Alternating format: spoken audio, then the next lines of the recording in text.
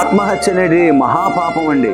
మరి చదువులో ఫెయిల్ అయ్యానని, మార్కులు తక్కువ వచ్చాయని మరి ఎంతోమంది పిల్లలు స్టూడెంట్స్ ఆత్మహత్యకు పాల్పడుతూ ఉన్నారండి. అలాగే కోరుకున్నటువంటి అమ్మాయి దొరకలేదు, లేకపోతే అబ్బాయి దొరకలేదని నాకు వివాహం అవదేమోనని చాలామంది కూడా మరి ఆ యొక్క ఆత్మహత్యకు పాల్పడుతూ ఉంటారు. కొంతమంది ఏమో అప్పుల పాలైపోయానని ఆత్మహత్య చేసుకుంటూ ఉంటారు. మరి కొంతమంది ఏమో అనవసరంగా నన్ను నిందించారు, నేను ఏ పాపం చేయకుండా నన్ను నిందించారని ఆత్మహత్యలకి పాల్పడుతూ ఉంటారు. ఇలాగ మనం చూసినట్లయితే రకరకాల సమస్యల ద్వారా ఈ కుదరని రోగం వచ్చేసింది, రోగం పోదు గనక నేను చచ్చిపోవాలని ఆత్మహత్య చేసుకునే వాళ్ళు కూడా చాలా మంది మనకు కనబడుతున్నారండి. ఒక మాట మీకు చెప్పమంటారా, నువ్వు ఎంత క్రైస్తవుడు అయినా సరే, ఎన్ని సంవత్సరాలుగా మందిరానికి వెళ్ళిన వ్యక్తివైనా సరే, ఎంత బాగా పాడిన వ్యక్తివైనా, ఎంత బాగా కానుకిచ్చిన వ్యక్తివైనా, సేవకుడికి దగ్గర ఉన్న వ్యక్తివైనా సరే, ఆత్మహత్య కనుక మనం చేసుకున్నట్లయితే మన ఆత్మ ఆ పరమాత్మ దగ్గరికి వెళ్ళదని మీ అందరూ కూడా తెలియపరుస్తున్నానండి. కనుక ఆత్మహత్యగా మనం పాల్పడకూడదు. సున్నిత మనస్కులుగా మనం ఉండి ఇంకా చనిపోవాలి, ఇంకా అయిపోయింది అన్నట్టుగా అనుకోకుండా పరిశుద్ధ బైబిల్ గ్రంథంలో భయపడవద్దని ప్రభు సెలవిస్తున్నారండి. నిబ్బరము కలిగి ధైర్యముగా ఉండమంటున్నాడండి.